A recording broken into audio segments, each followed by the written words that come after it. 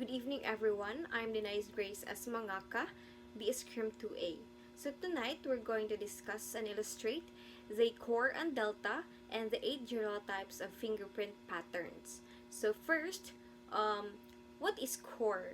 The core is the center of the fingerprint pattern. It's usually the middle of the loop or the center of the spiral in a whirl. It's the point where the ridges turn around or curve the most. So later on, we're going to point out the core and also the delta. Next is what is delta in a fingerprint. A delta looks like a triangle or a Y shape where the ridges split. It's a spot where the ridges go in 3 different directions, one going left, one going right, and one going up. Most fingerprints have 1 or 2 deltas. So earlier, I have said that the core is the center of the fingerprint pattern. So mag-drawing tag example.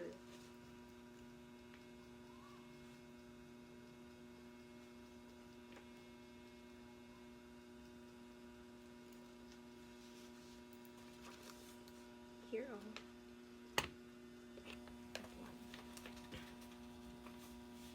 So the core is placed upon or within the innermost sufficient tree curve.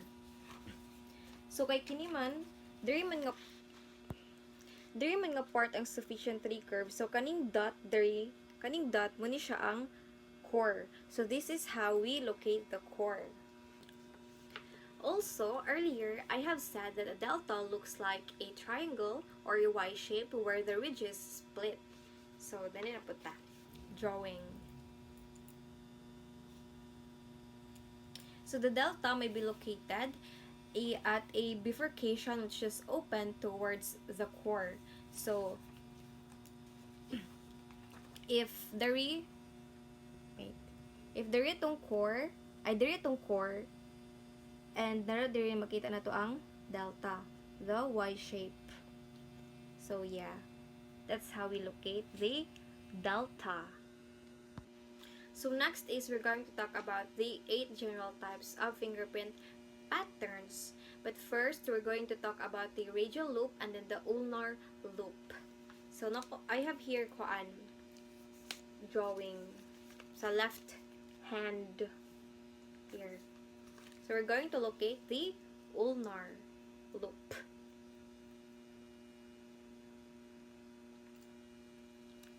So ang ulnar can be found here sa little finger. Ubos sa little finger. Tari. So gitawag siya nga ulnar because paingon siya sa ulna, which is the bone nga nasa tong shoulder, nga ang bone is naa diri sa kilid sa atong little finger. So yeah. Next, we're going to locate the radial loop.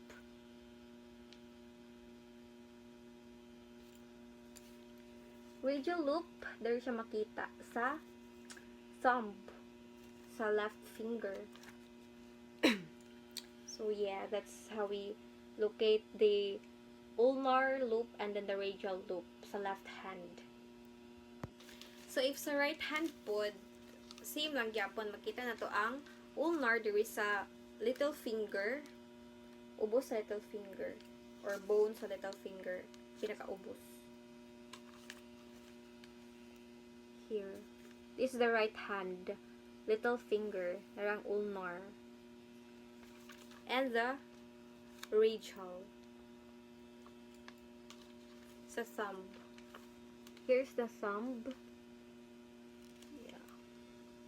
So, that's all sa radial loop and sa ulnar loop. So, next is the plain whirl. This fingerprint looks like a circular or spiral shape. Ano ka example dari? A drawing, rather.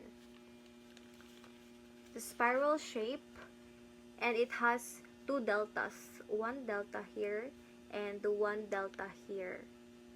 Deltas are the little triangle-shaped points in fingerprint patterns. So yeah, this is the plain whirl. So next is the central pocket loop whirl.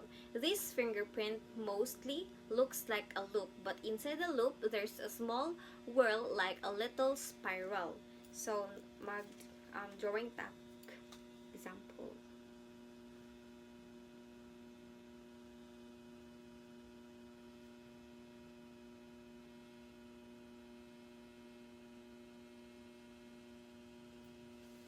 So here, the example,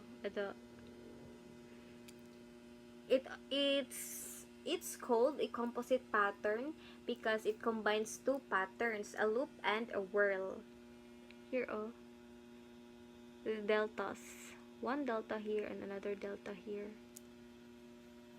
So yeah, that's it.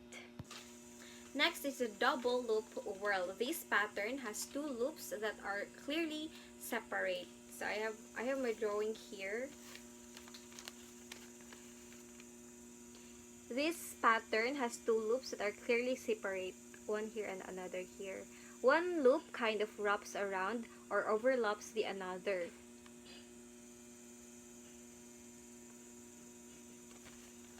So this is the double loop whirl. Next is the accidental whirl. This one is a mix of two or more different fingerprint patterns, except the plain arch. So I have my drawing over here.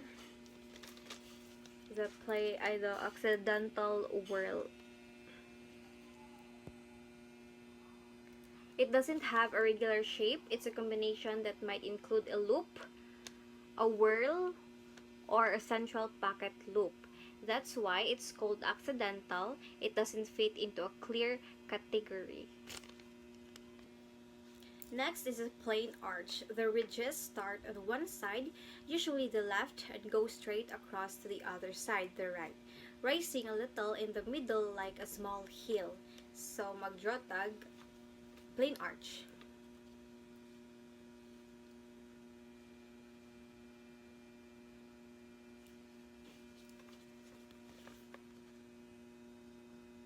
This is what it looks like.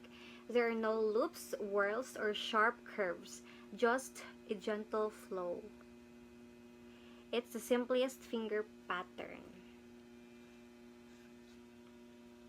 Last but not the least is a tented arch. This is similar to a plain arch but more dramatic or sharp. So magdraw ta.